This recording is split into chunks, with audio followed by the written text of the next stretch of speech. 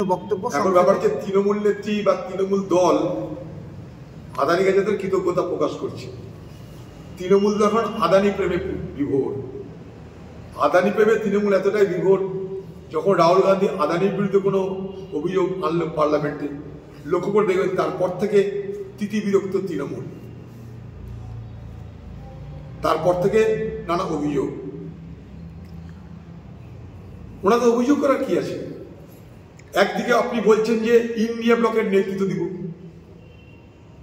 আরেকদিকে আপনি বলছেন আমি ইন্ডিয়া ব্লকের লোক না।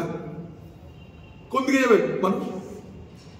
আপনি বলছেন পশ্চিমবঙ্গে আমরা ইন্ডিয়া ব্লকের লোক না, ভারতবর্ষে ইন্ডিয়া ব্লকের মেম্বার হিসাবে, ইন্ডিয়া ব্লকের অংশ হিসাবে ভোট করিনি, আবার এখন বলছে ইন্ডিয়া ব্লকেরও নেতৃত্ব দেবে।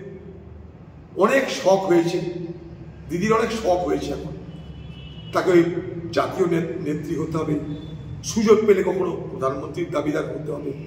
এর আগে লালু প্রসাদ যাদব বলেছিল যে প্রধানমন্ত্রী কে না হতে চায়, আমিও হতে চাই।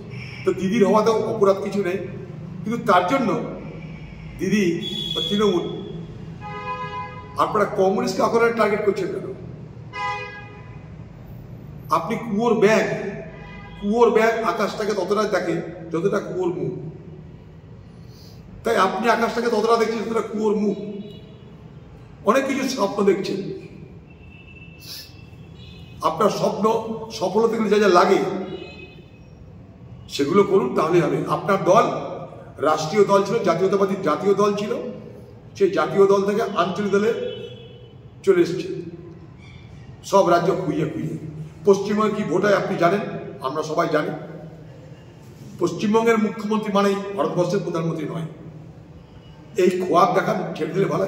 এগুলো দিদির ইনস্ট্রাকশন যাচ্ছে, তোমরা বলো আমার কথা, আমার জয়গান গাও, তাই তার লোকরা জয়গান গাইছে। দেখুন, এক দেশ এক vote, one nation one election, এটা মোদি কেন, মোদির আগে অটল বিহারী বাজপেয়ী বলেছে। এটা আজকে হঠাৎ করে কোনো কথা নয়। ভারতবর্ষে কখনো এক ইলেকশন এক দেশ ওয়ান নেশন ওয়ান ইলেকশন হয়েছে। স্বাধীনতার পর 100 ইলেকশন হতো, কয়েক বছর ইলেকশন হয়েছে, বিশেষ করে 67 পর্যন্ত। কিন্তু কথা যে আজকের ভারতবর্ষে আপনাকে দেখতে হবে যে এটা সম্ভব কিনা। মোদী সরকার বলেছিল যে আমরা ক্ষমতা এলে ওয়ান নেশন ওয়ান ইলেকশন চালু করব।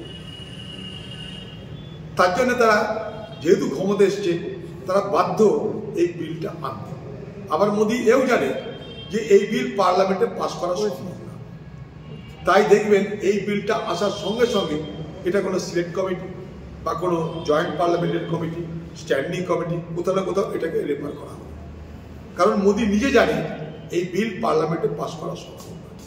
পার্লামেন্টে বিল পাস করতে গেলে মোট যে সদস্য সংখ্যা 543, তার 2/3 মেজরিটি থাকতে হবে লোকসভা এবং রাজ্যসভা। মোদী সেটা নেই, তাই বিল পাস হবে না, মোদী জানে।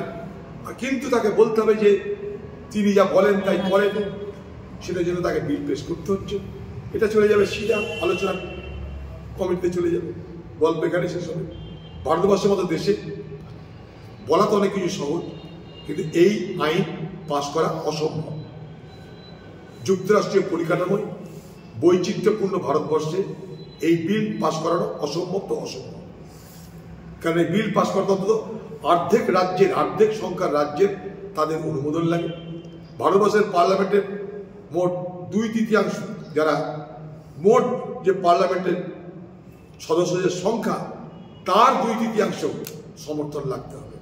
অতএব এগুলো আষাঢ়ে গল্প হবে, আগামীতে দেখতে পাবেন।